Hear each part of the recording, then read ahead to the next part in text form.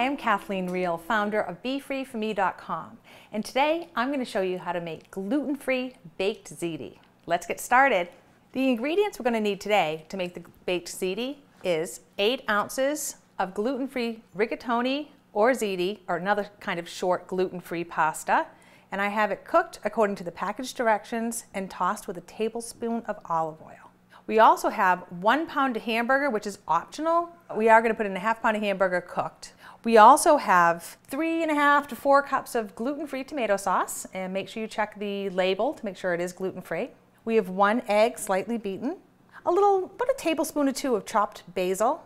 We have a 1½ cup to 2 cups of shredded Parmesan cheese. The ricotta cheese, which is 1¼ cup of ricotta cheese.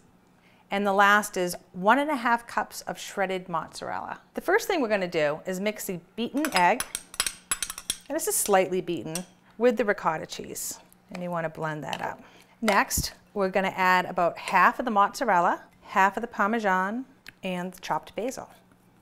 And you want to really mix this up so it's well blended. Make sure you follow the instructions on how to cook the pasta that you have that's gluten-free.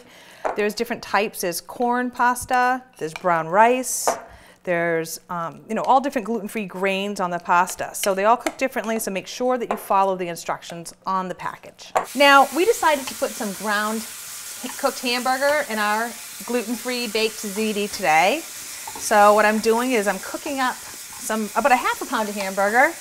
You can add a little bit more or a little bit less. If you want to do a sweet sausage, you can cook up a ground sweet sausage as well. It's almost done. So what I'm going to do is just season it a little bit with a little bit of black ground pepper.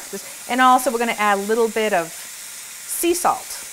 I'm going to cook it up until it's nicely browned. Okay, what we're going to do next is add a little bit of the gluten-free pasta sauce into the bottom of the pan. Spread it around nice and evenly. This prevents the pasta from sticking to the bottom of the pan.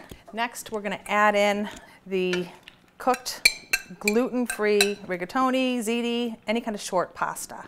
Next thing we're going to do is we'll add the rigatoni. This kind of is you really can't screw this recipe up. It's kind of almost like a free-form lasagna. Add a little bit of the ricotta, some of the Parmesan, mozzarella.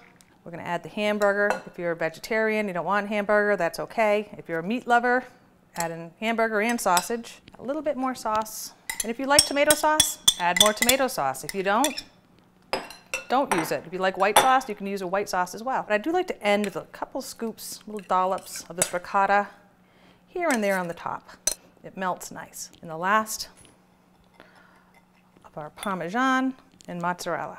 And last, I'm just going to add a little bit of sea salt. So now we're going to put our dish of gluten-free pasta into the oven, preheated 450 degrees for about 20 or 25 minutes until the sauce is nice and bubbly and the cheese is going to be nice and melted. Okay, we just got it out of the oven and our gluten-free baked ziti looks fabulous. I mean, look at that. The cheese is melted perfect. The hamburger is just waiting to be dove into. I'm really excited about this dish, and I guarantee you, even people that aren't gluten-free are going to love this. They'll never be able to tell that you use gluten-free pasta. It'll be your own little secret. The pasta's ready to be served. Yum. Look at that oozy cheese. It's delicious. It's still piping hot too. And that is how you make gluten-free baked ziti. I'm Kathleen Reel, founder of BeFreeForMe.com, your source for savings, sampling, and sharing. Gluten and allergy-free. Manja.